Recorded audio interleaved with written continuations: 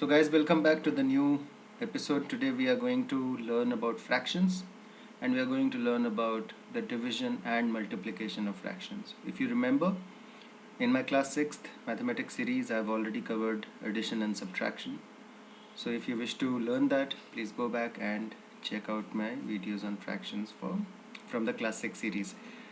Before we move ahead, let's quickly recap what did we learn in the previous one. So we learned multiplication of integers. We understood multiplication of integers for positive and negative integers. What happens when negative and negative integers are multiplied? What happens when product of 3 or more negative integers is there? And we deconstructed all of that. We understood you know the multiplication as either a reducing value, as we reduce the value of the multiplier. And then we talked about the properties of integers under multiplication, so closure, commutative, associative, distributive. And then division, which was the exact opposite of multiplication. We learned that every multiplication statement in maths leads to two division statements. So that's what we learned in the previous one. Today what we are going to do is we are going to learn about fractions, and we are going to learn about the multiplication and division of fractions. Yeah, we have already covered addition, etc., comparison, and all of this, if you remember, we have covered in the class 6th. So without wasting much time, I will quickly help you revise all of it. What's a proper fraction? A proper fraction is a fraction a by b where the value of a is less than the value of b, which means a by b as a fraction is less than 1. Okay, any fraction whose value is less than 1 is a proper fraction. Example will be 2 by 3, 1 by 2, 5 by 7. All right. What is an improper fraction? Quite the opposite of it. Improper fraction is a fraction a by b where b is less than a, okay, which means that a by b will have a value greater than 1, which means the numerator is greater than the denominator. And let's just reciprocate all of it. So basically, if it is 2 by 3, then 3 by 2. If it is 1 by 2, then 2 or 2 by 1. And if it is 5 by 7, then 7 by 5. These are all improper fractions. Let's move to mixed fractions. All the improper fractions basically can be written in form of an integer and a proper fraction. So for example, 3 by 2, we have to 3 by 2, we have to divide 3 by 2. Quotient is 1, remainder is 1, and the base is 2. 7 by 5, it is quotient is 1, 2 is remainder, and base is 5. So this is basically, when you represent it like this, it becomes mixed fraction.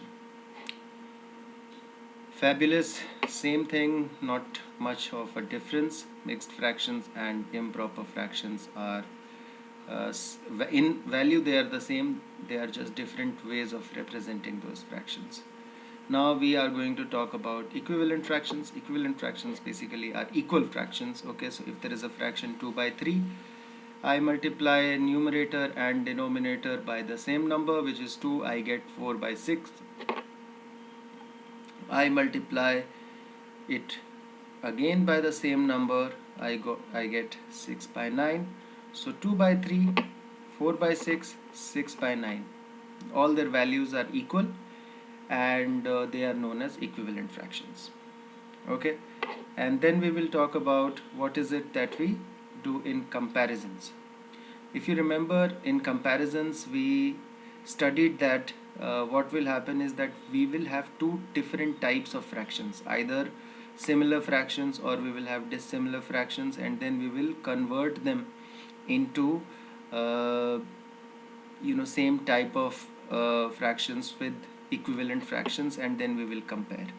What I mean is very simple. I think I've spoken enough. I need to do it here and then tell you. So what I mean is that if I have to compare 2 by 3 and 4 by 5, okay, I will convert them into equivalent fractions, okay, meaning their denominators will have to be same. For therefore what we will do is that we will take LCM of 3 and 5. which is 15.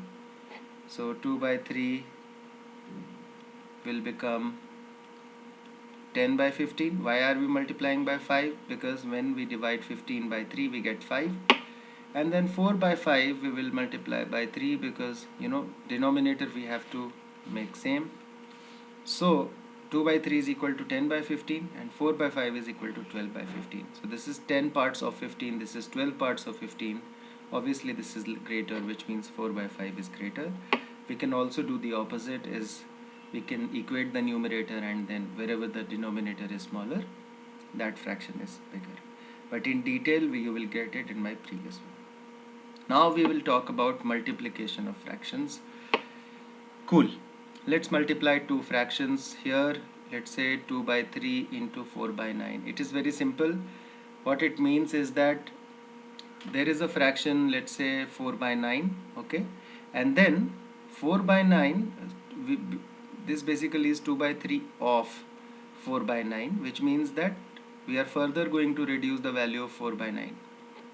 So if I say 2 by 3 of 100, it comes to 66.67 almost, okay, which means I am reducing the value. Obviously it is a fraction, right? It is less than 1. So less than 1 of anything will reduce the value. Similarly, this is a fraction which is less than 1, and again this is a fraction which is less than 1. So what it will do is that it means that 2 by 3 of 4 by 9, it also means 4 by 9 of 2 by 3. So in either case it is going to be the same, but the value will further reduce, okay. And it's fairly simple. Whenever we have to multiply two fractions, what do? You draw a big line, and then you multiply the denominator to denominator, and then you multiply numerator to numerator. Simple as that. So it is 2 into 4 and it is 3 into 9. The resultant is 8 into 27, okay. So that's the resultant. That is one type of. Here what we have done is that we have multiplied both proper fractions, which means value of both is less than 1. In that case what has happened is that the resultant fraction which we have got, that value is also less than 1, and not just less than 1, this value is also less than both 2 by 3 and what we had taken 4 by 9. So if you compare, and I leave it to you as an exercise, you will see that this 8 by 27 is actually less than 2 by 3 also, and less than 4 by 9. Why? Quite evident, because either we are reducing the value of 2 by 3 further by 4 by 9, okay. So we are basically doing 4 by 9 parts of 2 by 3. So this value will obviously reduce. So whatever we will get will be lesser than 2 by 3. Or if we say that this is 2 by 3 of 4 by 9, whatever value we will get is not full 4 by 9 but only 2/3 of 4 by 9. Therefore it will be less than 4 by 9 also. Hence this is the product, and you can compare and see it for yourself, okay. So remember that whenever there are two proper fractions, which means there are two fractions whose value is less than 1, their product is also less than 1 and is also lesser than each of the fractions. Now let's say that I have one proper fraction and then I have one improper fraction. What do? The method is the same. Multiply numerator, multiply denominator. It is 7 into 2, 14, okay. Let's write it like this, and then when we are writing it like this, what we will do is that we will try to see that if there are any common factors. Let's remove the common factors right now, and so that our calculation is easy. We can also write it as 14 by 6, no problem, this is also correct. But then it is always advised that your answer should be in form of a least value of the least. There should not be any common factors. So when you further divide it by 2, you will get 7 by 3. So instead, why don't we cut off 2 here and then make it 7 by 3?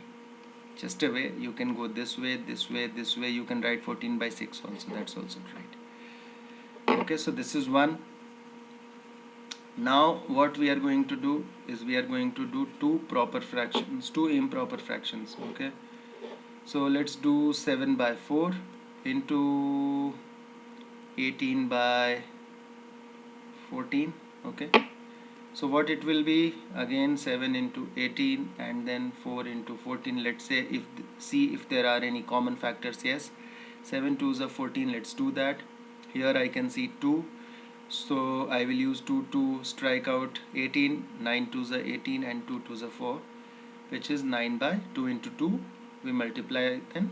So this is basically 9 into 1, so it's 9, and 2 into 2 is 4. That's your answer. It's very simple. It's not rocket science actually. Now what we are going to do is that we are going to do one fraction and one whole number. Let's say 4 by 9 into 8. Now any whole number we know that basically is a fraction, which is 8 by 1. So once again we do the same method. We multiply numerator. 8 into 4 is 32 and 9 into 1 is 9. That's your answer.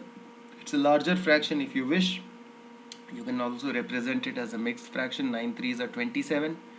27, if we subtract from 32, the remainder is 5. So in form of mixed fraction, this is the answer. Okay, and then you can go on and do as much practice as you can. Is there anything else? Okay, some people will, what they will do is that they will give you mixed fractions. Okay, and then they will see you, can you multiply this? For example, they will give you 3 7 by 9 into 4 2 by 3, something like that. Very simple. Break them down into proper fractions. 9 3s are 27 and 7 is 34 by 9, multiplied by 4 3s are 12 and 2 14 by 3. Simple as that. Just multiply. 14 4s are 56. You have 5 carry, and then 14 3s are 42 and 5 47, and then 9 3s are 27. I already saw that there are no common factors here, but you will take a little bit more time to figure that out. But yeah, that's the answer. If you wish to break it down and further write it as a mixed fraction, totally up to you. Let's do that. If you want to, 21 ones are 20, 27 ones are 27. So basically I'm just doing some mental math. This is 206, and then it should be 6 times. Okay, okay, this is 206, and 27 6 is 162, so it should be 7 times. Yeah, it should be 7 times. So that becomes 162. Yeah, 189, and this is 206. So basically 17 by 27. That's your answer. Cool. So very simple, guys. That's how you do it. This we have already covered. Impact on product value depending on the fraction. So if both the fractions are less than 1, once again I am doing it. This is 2 by 6. 2 by 6 is 1 by 3. Okay, 1 by 3. Now see, 1 by 3 is less than 2 by 3. Quite obvious. Denominator is same. And this is 2 by 3. This is 1 by 3. And if you look at it, what is the product? It is half of. I can say that this is half of 2 by 3. Right? So half of 2 by 3 will be what? 1 by 3. Correct? If 2 by 3 is 1, then half of it will be 1 by 3. And then I am saying that 2 by 3 of 1 by 2 is 1 by 3. So 1 by 3 is less than 2 by 3, and 1 by 3 is less than 1 by 2. Both values less than 1. The answer is less than 1. The answer is also less than each of the multipliers. That's 1. Let's see the other ones. Cool. If the value, let's say, if there is a fraction which is more than 1, let's say 4 by 3, and then I say 1 by 3. The answer is 4 by 9 in this case. Here what we see that the product finally is less than 1, but it is not compulsory. For example, if this is a larger fraction, if it is something like a 10 by 3, and then I have to take 1 by, okay, let me give a different example. So for example, same one, if I say if it is a 11 by 2, and then half of 11 by 2 is what? It is 11 by 4. So it still is larger than 1. But there are certain examples where if I take 4 by 3 into 1 by 3, I get 4 by 9, which is less than 1. So what will happen is that the final product here is less than the larger number but greater than the smaller number. Larger fraction is 11 by 2. So because it is a improper fraction, so you basically see it is very obvious. This value is larger than 1, this value is less than 1. So the product 11 by 4 is less than this value but is larger than this value here. Here also the same thing is happening. This is larger than 1, so this final is smaller than this but larger than this. Cool. Meaning of off. Off means nothing but just multiply. So sometimes we say that 2 parts of 4. It means 2 by 4. Okay. Sometimes we say half of 7 by 8. What it means? 1 by 2. Half is 1 by 2. Off is just multiply 7 by 8. As simple as that. Okay. Whenever there is an off in that way, that so many if you say that 1/3 of 15, what is it? It is 1 by 3 into 15, which is 5. So you can see that 5, 5, 5. You can divide 15 into 3 equal parts of 5, 5, 5. 5 plus 5 plus 5 is 15. So 1/3 of 15 is what? 5. That is the meaning of off. Wherever there is off, you replace off by multiply. Simple. Now division of fraction. We have learned multiplication. Division is going to be just the opposite of it. It's very simple. Let's say 4 by 3 is divided by 2 by 7. So what we do in division, we do multiplication but we reverse the divisor. So we will put multiply and then we will reverse the divisor. 7 by 2. Okay. And then we will do just a multiplication. What is it? Let's cut down. So it is 2 into 7 is 14 by 3. Okay, so 14 by 3 is the answer. And similarly, you can divide any fraction by any fraction. You can also say that what if 4 by 3 is divided by a whole number? I told you that a whole number is nothing but 3 by 1, right? And in that case, what happens? What happens? Very simple. We do 4 by 3 into, what happens now? We reverse it, 1 by 3. Any common factors? No. Then we multiply. Simple. 4 into 1 is 4. 3 into 3 is 9. That's the answer. Let's talk about reciprocals. Any fraction a by b. Okay. Any fraction a by b. First of all, understand that all fractions have reciprocals. If there is a fraction a by b, the reciprocal is b by a. Simple. This is the reciprocal. If there is a fraction 2 by 3, the reciprocal is 3 by 2. If there is a fraction 2, all whole numbers are fractions, right? It's 2 by 1. You can represent it as a fraction. So what's the reciprocal? It's 1 by 2. When you multiply reciprocals with each other, the answer is 1. That's reciprocal. Okay? Very simple. You just have to write the denominator as numerator, numerator as denominator, and that is basically reciprocal. And 0. Okay, let's multiply any fraction. 4 by 3 into 0. We know that if we multiply 0 to anything, what becomes? It becomes 0. Need I say more? Okay, nothing. Now you might say that what if we divide it by 0, it becomes infinity. That's it. I hope that it is clear. So that was the short one on fractions. I know that sometimes it becomes confusing, so I hope that the video was good enough to take care of that. And if you liked it, give it a thumbs up, spread it, share it with people who you might feel that might be benefited from it.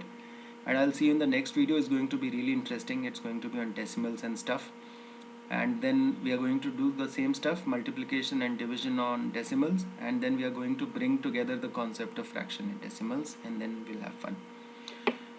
Thank you so much for watching. See you guys